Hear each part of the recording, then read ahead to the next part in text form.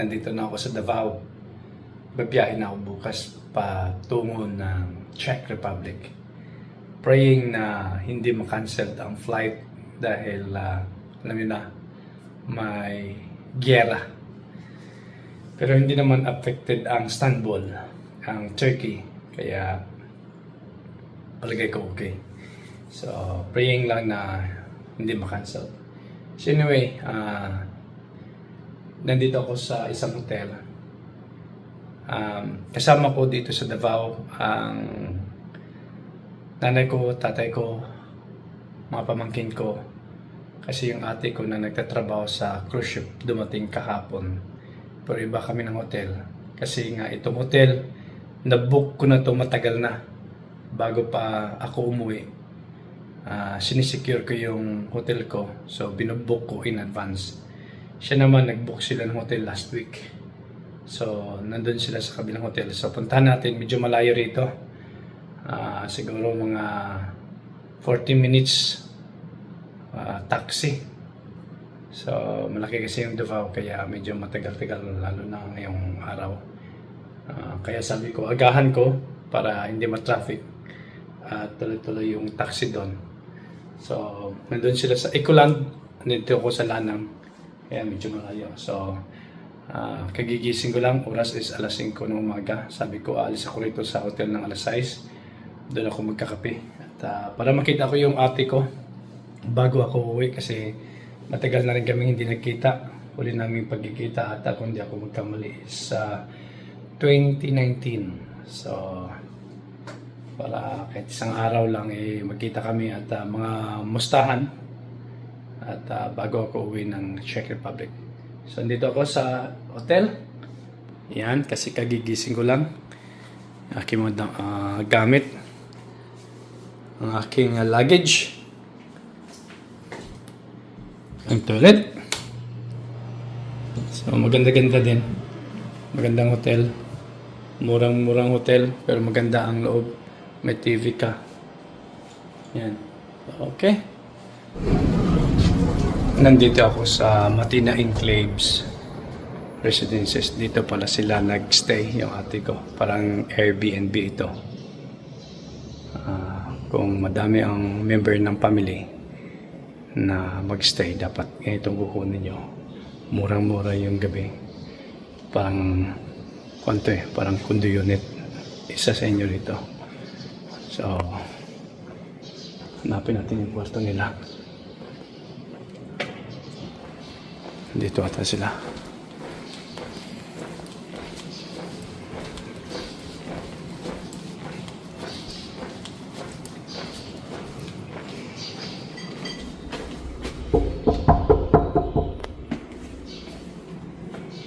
So andito sila dito sila sa Airbnb ito eh. So pag marami kayong titira, ito maganda, 2 room. So, yan, sila nanay. Yan si ate ko, kababa lang. Yan siya yung nagtrabaho sa cruise ship. So, dito sila. Ako doon kasi matagal ko nang binook yung hotel ko. Pag umuwi ako sa Pilipinas, binubook ko na yung hotel ko kahit pabalik pala. Kahit yung hotel ko pabalik, binubook ko na para siguradong secured. Yan dito kami. Tatay. Na Rachel. Natutulog pa kasi kaya hindi ko may pakita. Yan. So ito kalaki. Parang yung apartment ko doon sa England, kung maalala nyo. Itong ganito. Kaya lang ito may division sila. May ito yung lababo. Ito yung lutuan. May fridge din. Ito, mayroon din microwave. Maganda. So makakatipid ka pag marami kayo. Lalo na kung hindi kayo magkamag-anak, iba-iba kayong tao. So, ayun. Share. So, ganda no? So, mga one night ito, pag 2 room toilet, 3,500. Kaysa sa kung mag-hotel kayo, mahal talaga at hindi kayo magkasya kung mga 7 kayo. So, magkakape muna ako. Check out na sila. Check out na, check out. Yan si ate ko. nanay, tatay. Maglilima na yun sila. So, mula barangay hanggang city. Tara. Sila ni Kali.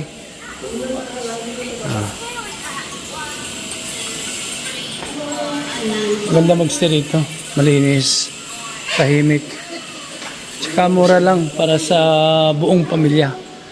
Kaya ang suggestion ko sa kanila nung alam ko na sasama silang lahat, huwag silang mag-hotel. Mag-residences sila. Yung mga ganito. Maraming ganito. Mga Vivaldi. Sa marami. Dito sa Davao. Kahit sa Manila ata, maraming mga ganito. So, Airbnb ang magpabook. Okay.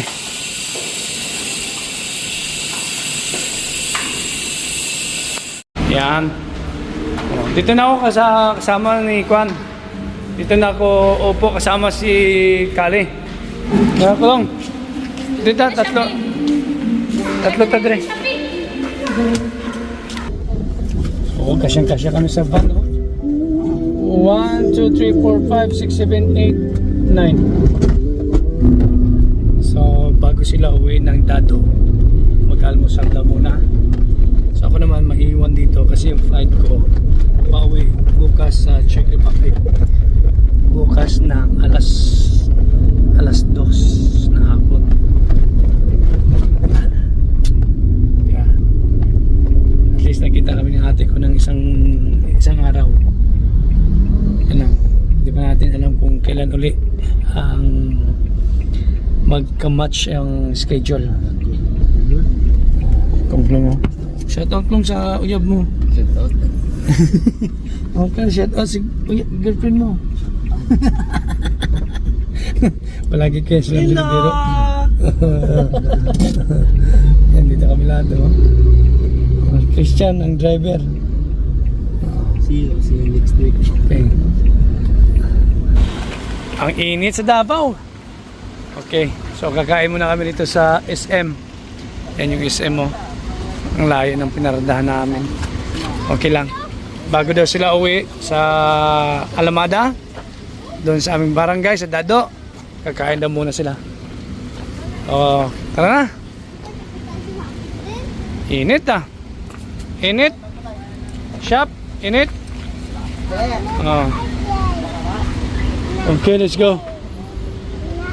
Dito ata ang no, doon ang footpath.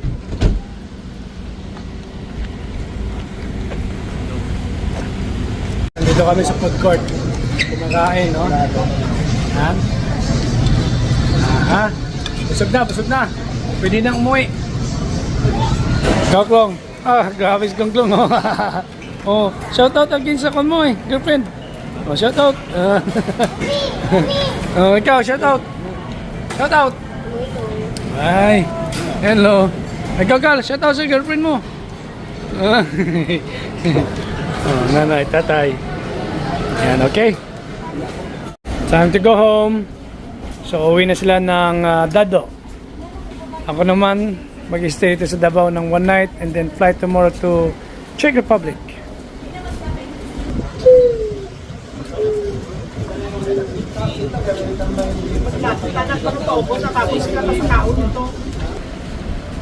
No, dilap. Yeah, na yeah. Syakit. Puno sa kamay, puno sa mo. Kasya to sila dito sa likod, yung lahat ng gamit dito sa likod. Sana nino. Oh. Balak ko na para Ito, ano to? Yes. Yan.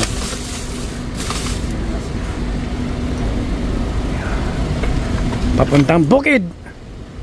So, yan, at least nakapasyal sila ng isang araw, isang gabi. para paling na minun danay. Hindi sa mga ba. Papaman sila tapos. Kasi masyado nang mainit. Air condition naman to. Sumot-sumot eh, bakit mabigyan ka di? Okay, Shell. O sige. Be. Okay, salamat ah. Shell, Imotel. 1, 2, 3. Okay.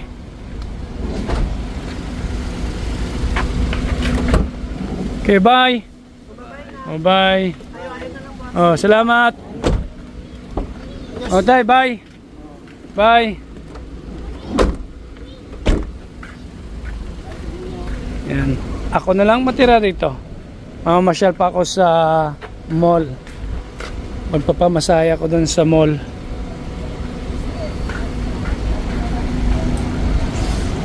Okay. Chris. Sunod man. After 1 year. Sige. Ingat ka siya. Oh.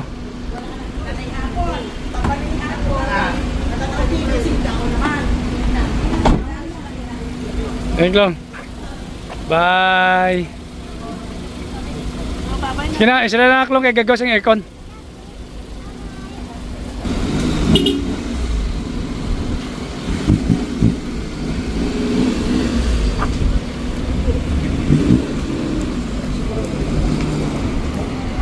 Yes. I'm back at the hotel after short reunion with my ate. Umuwi na sila sa Dado. Ako naman naiwan dito sa Davao kasi alam niyo na flight ko bukas. So, dumating siya kahapon. Sad to say, ako naman ang pauwi. Ako naman ang aalis. So talagang short lang. Ang pagkikita namin kaninang umaga, around 5 hours. Pero okay lang. Ganun talaga pag bawat isa sa inyo ay nag-abroad. Hindi magkatugma ang schedule ng pag-uwi. At ang huli nga naming pagkikita was sa year 2017 before pandemic. At ngayon, kahit na 5 oras lang kami nagkita, thank God na talagang ipinaintulot niya na magkita kaming dalawa. So, hindi namin alam kung kailan ulit kami magkikita. Kung makauwi man ako next year, baka siya ay on board. So, hindi natin alam. So, masayang kwentuhan behind the camera, share sa mga experience. Ano nang nangyari since 2017 before pandemic.